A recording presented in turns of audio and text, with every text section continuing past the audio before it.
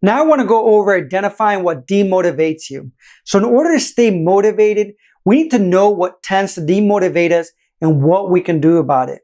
We all have people, patterns, and situations that our energy sucks, that drain us and keep us from what we want to create in our lives. Sometimes we put up with unhelpful situations for different reasons, such as feelings of obligation, giving us excuses for not taking actions, and also meeting part of our coping needs. So by understanding common demotivational factors that may exist in our lives, we can be prepared by knowing what to expect and creating a powerful mind state and life environments that minimize the impact of these potential roadblocks. So I want to go over some of these demotivational factors. And the first one is clutter and disorganization. You see, clutter and disorganization can be a killer to motivation and business. See, the space that you work in has to fit the energy that you want to create. Whether it's a cluttered email, home, or office, it will create a cluttered mind and suck out your energy as you try to create. So by removing clutter, you'll be free of your unconscious tension, because whether you notice it or not, it's still thinking about those things when it's cluttered. So avoidance mechanisms or bad habits is another one. And studies show that 50% of our daily actions are actually habitual. And that means we repeat them every day when we're triggered by our environment. These can be behaviors like overindulging in things such as that suck up our energy. And this can be busy work unnecessarily. These can be our phone or just web surfing or distracting ourselves in some other way.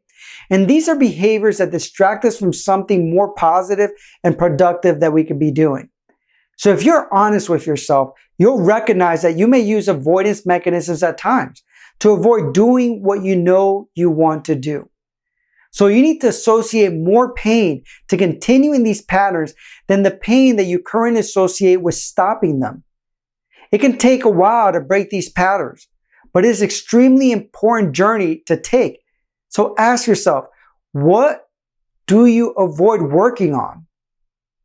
Or if you have any habits that you want to break, that's holding you back from doing what you want to do.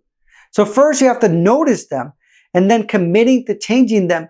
And again, the hardest part is just being aware that you're doing them. The other one is avoiding conflict and confrontation. And we don't encourage conflict and confrontation, but there are times that you have to put your foot down and you have to stand up for what you believe in, especially if those things are creating a situation that affect your ability to be successful. So ask yourself, are there areas in my life that I need to put my foot down?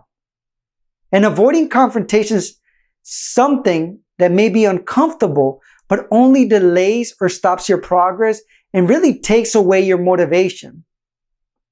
The other one factor is fear of letting go of responsibility or busy work. You see, many people take on more responsibility than is truly theirs.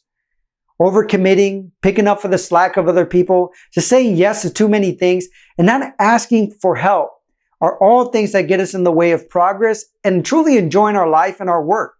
So learning how to delegate or stop overcommitting is essential. So it's important to assess what responsibility and requirements you place on yourself and whether any of them can or should be eliminated. What do you need to stop doing?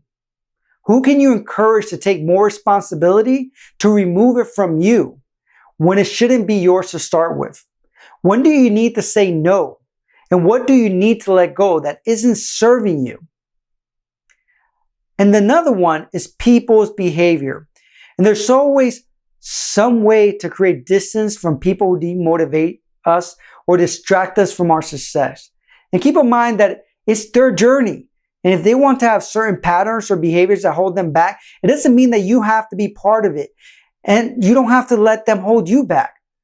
So when dealing with people who are permanently part of your life, consider ways to minimize contact. And if they're not supportive, at minimum, stop discussing your goals with them.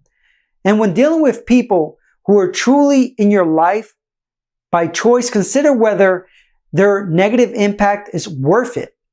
And if so, if it's not worth it, then let it go. You can also use the criticism or doubt of other people to motivate you to prove them wrong. So what happens if maybe it's a boss or someone else? that you can't really obviously push to the side or something like that. One thing you could do is reframe some of their behaviors. Reframe maybe if they're having a bad day, instead of personalizing, recognizing that maybe they're overwhelmed. And by reframing their behavior, you don't personalize it. So we do have an activity for you to look at this material, to you to really be able to assess those demotivations.